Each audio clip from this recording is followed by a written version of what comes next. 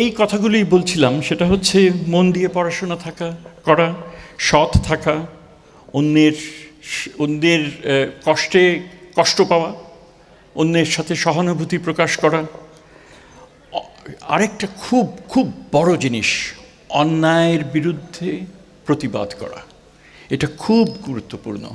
আজকে মুগ্ধ, কারণ সে অন্যায়ের বিরুদ্ধে প্রতিবাদ করতে রাস্তায় নেমেছিল। আজকে আবু সাঈদ, কারণ সে অন্যায়ের বিরুদ্ধে। এবং এই অন্যায় যে শুধুমাত্র ফ্যাসিবাদকে ভাঙতে হবে, তার বিরুদ্ধে শুধু তাই না, আমাদের সাধারণ জীবনেও আমাদের নানান রকমের অন্যায় আমরা দেখি, ছোট ছোট অন্যায়।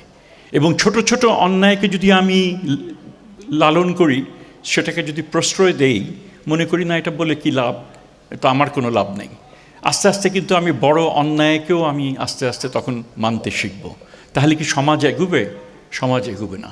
কাজে এই জিনিসগুলোকে আমার বুঝতে হবে, আমার জানতে হবে। অধিকার বলে একটা শব্দ আছে, যেটা তোমরা অনেকেই জানো, যে অনেক কিছু, মানে যে কোনো মানুষের এই সমস্ত অধিকারগুলো তারা ভোগ করে, এবং এই অধিকার বোধ খুব ইম্পর্ট্যান্ট। এবং তোমরা হয়তো ভবিষ্যতে সুযোগ হবে এইগুলো নিয়ে আমরা আলাপ করার জন্য।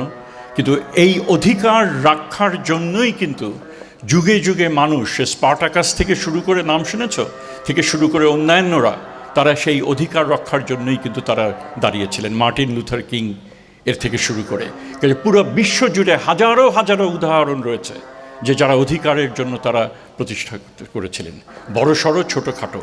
তো এইটাও খুব গুরুত্বপূর্ণ।